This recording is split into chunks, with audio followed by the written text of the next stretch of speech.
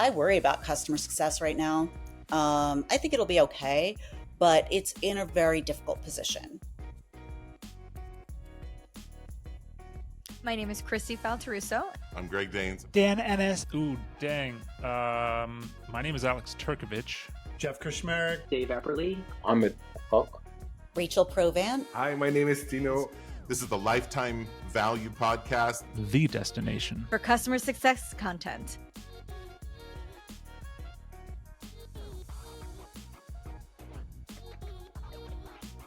This episode is sponsored by The Segment, a new kind of customer success newsletter bringing you the latest news, analysis, and references only true lifers will know.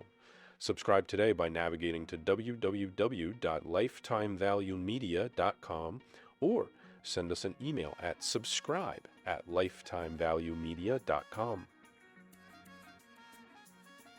What's up, lifers, and welcome back to Lifetime Value, your destination for customer success content, where we help you make sense of it all. The terms, the headlines, and what's the sweet spot, do you think? Do you text your champions on their wedding anniversary? Do you send them flowers? Or do you just show up at their house and congratulate them in person and give your QBR right there? We'll help you figure it out. I'm your host, the admirably self-aware Nicolas Cage of customer success. My name is Dillon Young. So far, folks, we've done our best to tease apart what it is customer success was originally intended to do and how it is, with great debate, we do it. Let's continue down this path with a bit of addition by subtraction, taking the time to highlight what it is that customer success is not. Rachel Provan, and I am the CEO of Provan Success, and I'm a customer success leadership coach. Rachel Provan got us started on this topic in the last episode. The other thing is, what the hell are we doing all day? Well, I can tell you, we're onboarding customers, on the phone with them, trying to fight fires. If we have the ability to be proactive with a CS tool with accurate data, then we're jumping in and saying, hey, I noticed that you haven't been using the tool. But we're not sitting around twiddling our thumbs, and we're not there to be the geeks who are there to do the homework for sales, who are the jocks. We're not going to do that. It's not the best use of anyone's time. Mm-hmm. So we're not there to do demos. We are there specifically to get those customers to their outcomes.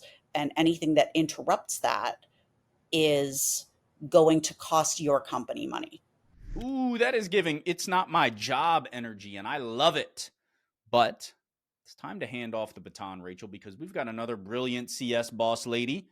You all know, you all love Kristi Faltorusso. Kristi Faltorusso, and I'm currently the Chief Customer Officer at Client Success. Taking a crack at why she believes CS is so misunderstood by its leadership and by its peers and by its customers. And what are the misunderstandings about the role?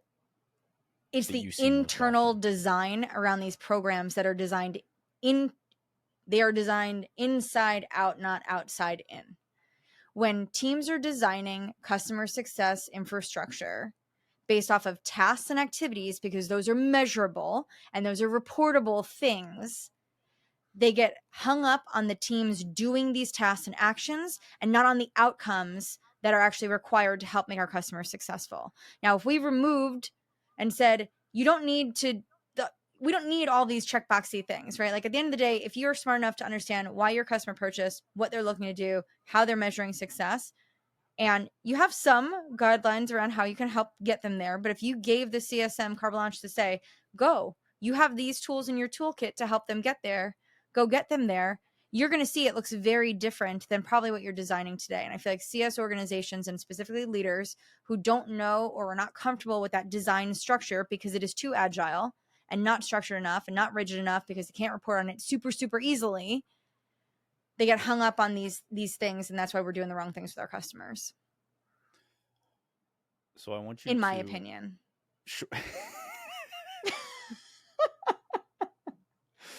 Love that you had to add that. By the way, take note. Kristi is not calling out any one person, though she does mention those leaders who do not know, quote unquote. She's not taking aim at any one idea or one defined purpose to customer success versus another. Rather, In our never-ending effort to measure productivity and success, Kristi's theory is that we've over-engineered the day-to-day for CSMs. There's too much focus on leading indicators, oftentimes becoming vanity metrics, and there's not enough focus on the lagging indicators like your customer's ability to drive up or drive down whatever number they've identified as your product having the influence to help in doing. Those are also known as outcomes or KPIs, success metrics. Funnily enough, through the course of my original conversation with Rachel and my response to her comment about what we shouldn't be doing, I touch on this same idea that Kristi brought up about the administrative load that we put on CSMs.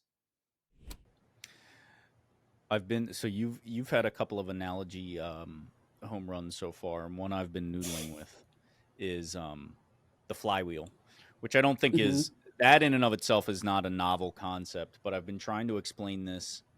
I've been trying to explain this to my leadership of like, hey, every time, what customer success should be doing is meeting with customers, talking with customers, reiterating the value that we provide, right? Or making them realize it if they don't know it yet.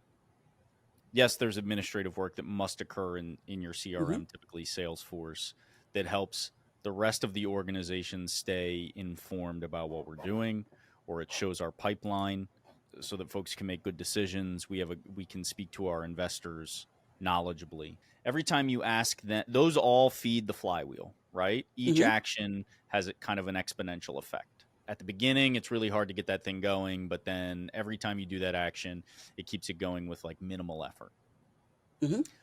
But hey, if you want my guys to go and update a spreadsheet that delivers the same information that with a little bit of effort we could instead get out of our CRM just by adding an additional step to whatever our information hygiene is on a weekly basis, your flywheel is losing momentum.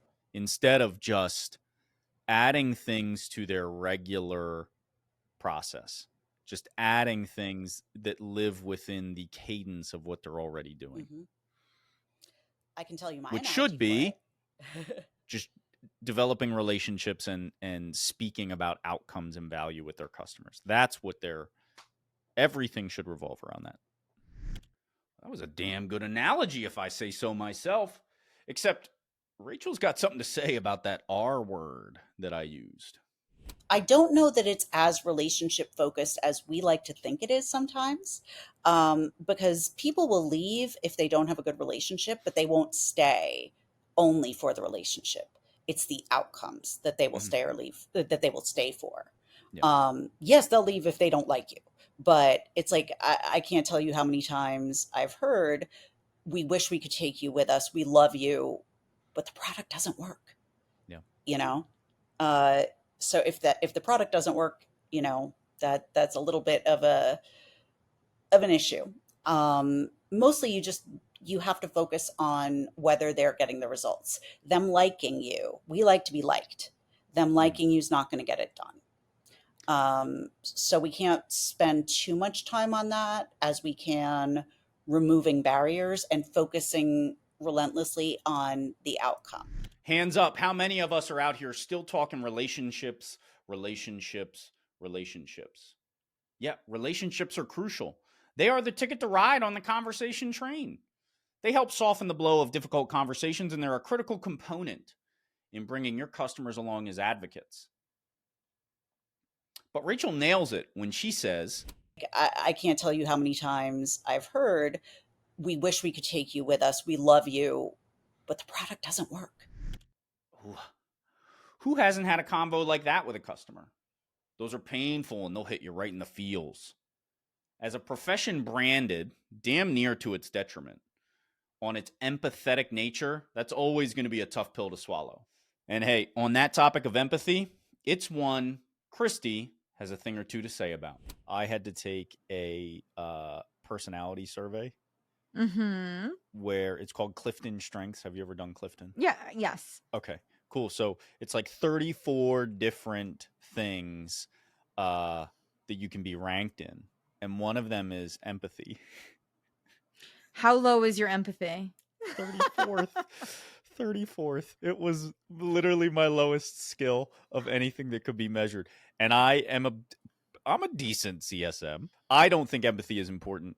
for a lot of, I think if you have business acumen and you understand how their business needs to perform and what it is measured against, that's empathy.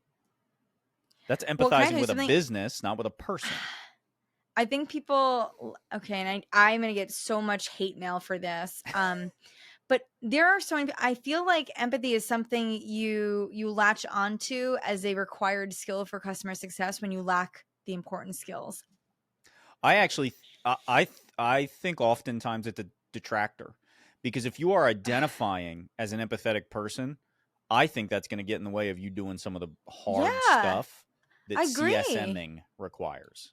And that's what I mean, though. But I feel like people might lean on that a little heavier because it feels like I'm being empathetic and that's going to help with the relationship aspect of it. But honestly, if you were able to do the other things that I mentioned better, like have the business acumen, intellectual curiosity, project program management, better communicating with your customers, you'll be able to do your job that you were hired to do. And you won't need to lean on being empathetic because you'll just be delivering value and like getting shit done. I read an article. And I'm sorry for all of the empathy led CS people. Now, of the total handful of people who are going to listen to this episode, it's likely that a good portion of you guys have empathetic in your LinkedIn summary, somewhere in the body of your resume, and or if you're not already describing yourself to your customers as a strategic advisor, then you may be calling yourself something like an empathetic partner. And I'm sorry to be the one to break this to you guys, but you are in a cave just watching shadows. Truly, though, empathy is a strength, and it's an incredible complementary tool in the CSM tool belt. It's just maybe not the most important one, or the second, or the third most. I don't think there is no problem with empathy, but if empathy becomes your driver, I don't really think that has a lot of place in business. Like, I think we all should be respectful. So then why do you think that the CS community has like so heavily anchored on empathy as being this I just don't think it's the right, I don't think they're thinking of the right word. I think they want you to be able to put yourself in the other person's shoes, but that's very different than acting empathetically. It's thinking empathetically, not feeling empathetically. Oh, I love that distinction. There you go. Boom. So it's okay that you ranked 34. I think so. I seem to be doing okay. I think you're doing just fine. It's so funny. I probably haven't done any of these like skill things in a long time, like the Myers-Briggs one. Like I feel like I haven't taken an assessment in a long time, and I'd be curious to see what I look like now versus like what I looked like 10 years ago when I took these things probably. Yeah. But I feel like I'd probably also be a little lower on the empathy. So now I might just go do it just to report back to you just to even just share with you where I am on empathy. Do it. There is a bright and beautiful world out there. Rachel tells us what it is you bleeding heart CSMs can do to not get caught flat-footed. Previously, people originally got into customer success because they thought it was relationship and strategy focused, and a certain type of people like that. You know, it tends to be more of like a helper personality. And as one of those, I can definitely speak to the fact that we tend to be people pleasers, perfectionists. We work very, very hard, and we do not like to say no. That is something that can set you up for failure. You have to be really ready to stand your ground, say no, set boundaries without being a jerk. There's absolutely ways to do that without being a jerk. But if you're going to go in there and say yes to everything, you're not going to succeed. So we have to take some accountability for that too. And I would like to add that the time that people decided that CSM should sell, I mean, I sold a long time ago before it was like the thing that CSMs did. And I wasn't thrilled when it was placed in my lap. But I do see the value of it. I think you need to teach someone to sell if they haven't done it before. It's a skill, and it's not one that helper personalities particularly enjoy unless you teach it to them as what I believe is good sales, which is about helping people. And not just getting money out of people in any way possible, despite, regardless of the consequences. What I've also noticed is people expecting CSMs to sell and acting like it's a different economy for their existing customers than it is for the new customers. It's like, well, we can't get new customers, so you guys have to upsell. It's like, Some people will double down and will buy more if they're consolidating and using you to replace another existing solution. But people aren't going to be like, hey, that sounds great. I have all the money in the world, unlike everybody else, because I happen to be your customer. People are belt tightening. They're not adding on right now. And that is not the fault of the customer success people. I think if you are not expecting if you're expecting your salespeople's success ratio to go down, Mm-hmm.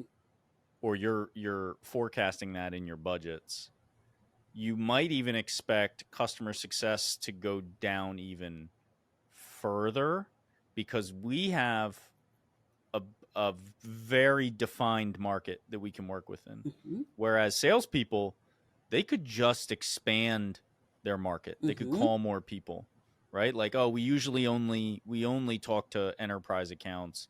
Well, why don't you open up your SMB? Now they've got all these new people to talk to.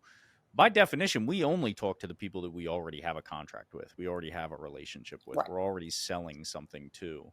And so I think that gets lost in the mix too. Like, they're not even apples and oranges. It's like apples and like a painting of an apple. Like, we're not the same thing. Now, I let that clip ride right into our next segment because Rachel was on a roll, and because it is, in fact, the perfect segue. In preparation for this episode, I tossed a question out onto the World Wide Web, maybe you've heard of it, about these misconceptions to see what folks other than our guests are thinking about it. I got to hit pause for a second here and shout out to my Reddit commenters because their brevity is unmatched. Oh, and by the way, guys, if you don't know what I'm talking about, if you can't see what I'm talking about, that means you're not watching the video on YouTube. So here's your regular reminder to do so. YouTube.com/lifetime value. Your boy is working hard on these cutscenes. Anyway, discussions abound around sales with a capital S. They loomed large, including this one by our friend of the show, Ed Powers. Now, Rachel mentioned that she didn't love it when the sales responsibility was foisted upon her, though she does mention she understood the reason and the value of the move. Greg Daines, on the other hand? I'm Greg Daines. I'm the CEO of ChurnRx. This dude is a true believer.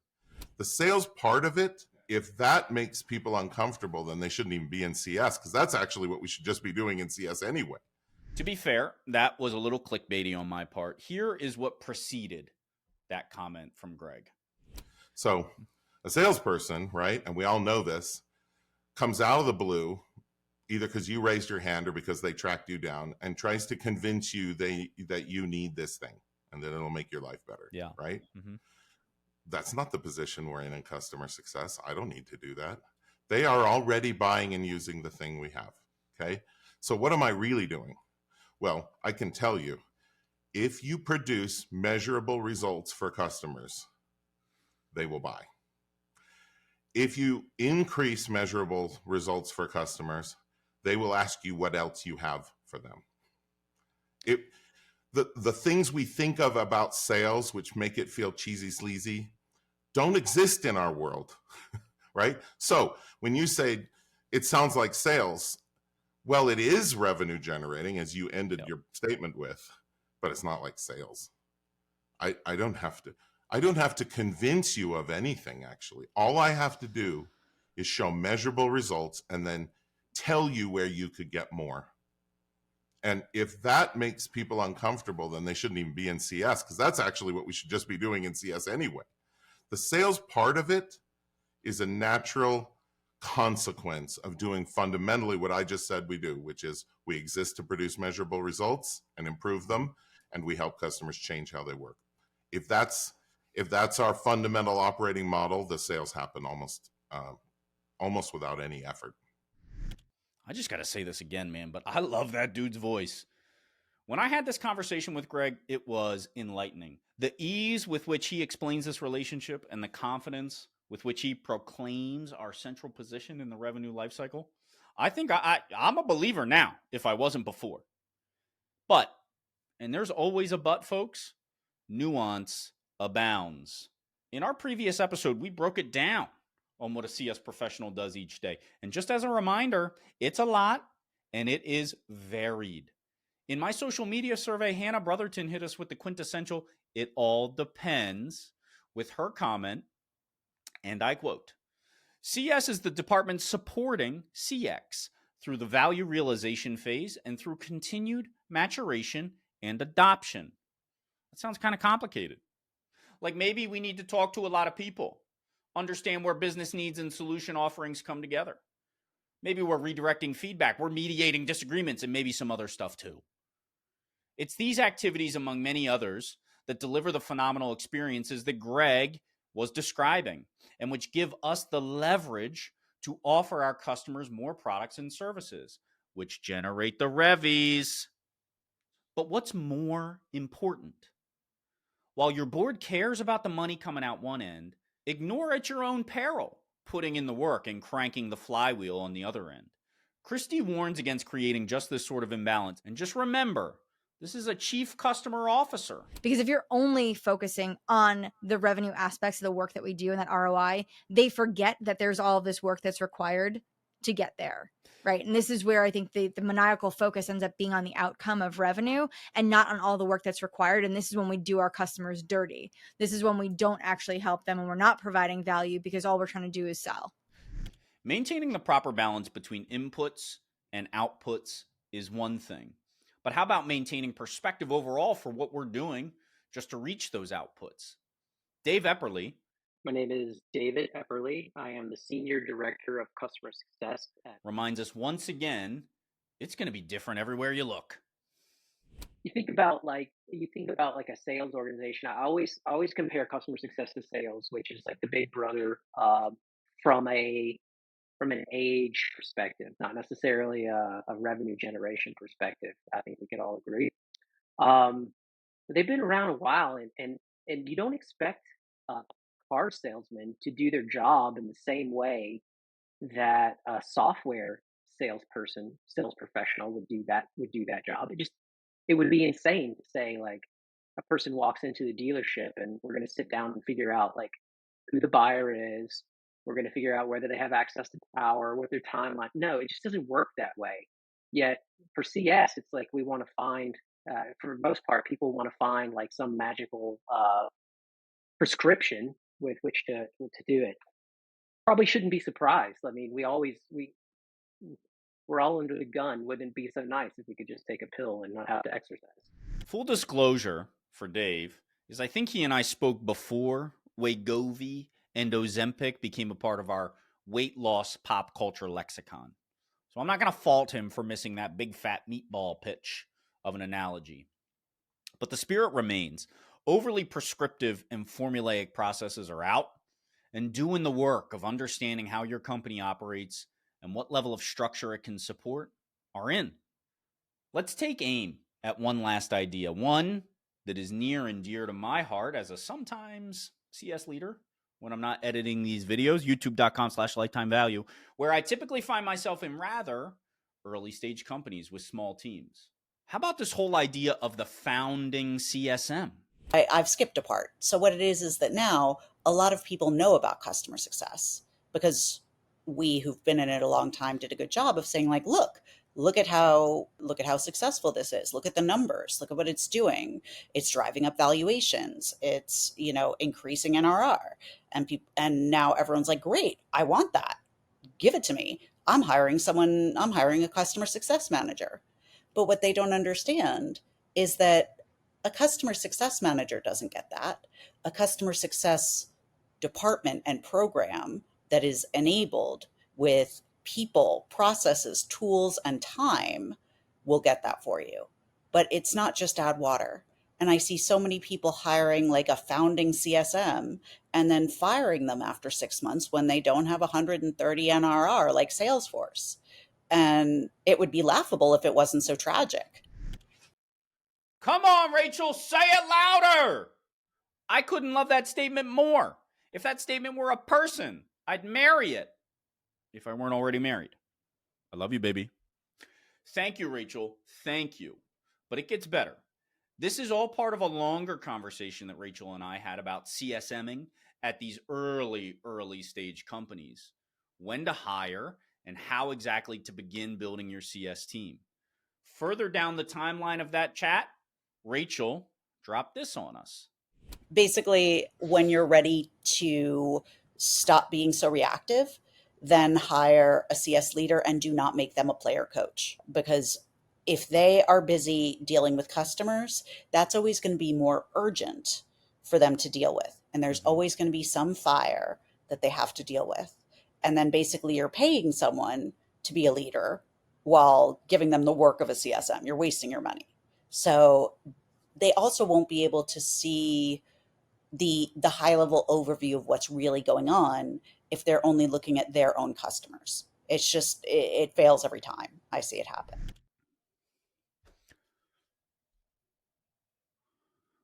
Let that breathe.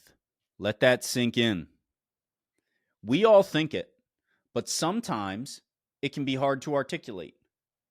Why not build the strategy plane while flying, handling the day-to-day customer interactions? It's the best time to do it. You're thinking about the stuff.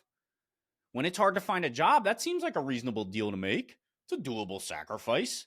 But more often than not, or in Rachel's experience, a damning 100% of the time, agreeing to this setup and thereby validating this corner-cutting thought process on the company's part is going to leave them unsatisfied, and it's probably going to leave you without a job. It's easy to say after Rachel mentioned it only moments ago, but customer success is not a single individual's job. I certainly agree with that. She says it's the responsibility of a fully equipped department, but I might even introduce that old trope. It's the entire company's job, the entire company's mandate. And really, maybe that's the biggest misconception of all, that any one individual can maintain your customers' happiness, their success with your product. Rather, we in customer success can surely help to facilitate it, but just like a real baby, your company's babies, the customers, they require attention, care, and feeding from a multitude of actors. Never has the phrase, "it takes a village," been so accurate.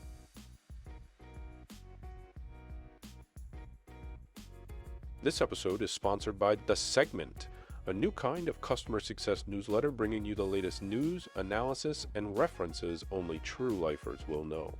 Subscribe today by navigating to www.lifetimevaluemedia.com or send us an email at subscribe@lifetimevaluemedia.com. You've been listening to Lifetime Value, the destination for customer success professionals. If you like what you've heard, please rate our show and subscribe wherever you find your content. Please note that the views expressed in these conversations are attributed only to those individuals on this recording and do not necessarily reflect the views and opinions of their respective employers. For all inquiries, please reach out via email to Dillon@lifetimevaluemedia.com. Find us on YouTube at Lifetime Value and find us on the socials at Lifetime Value Podcast. Until next time. What level of structure it can support are in. Do I have my teeth, bro? Don't fucking tell me.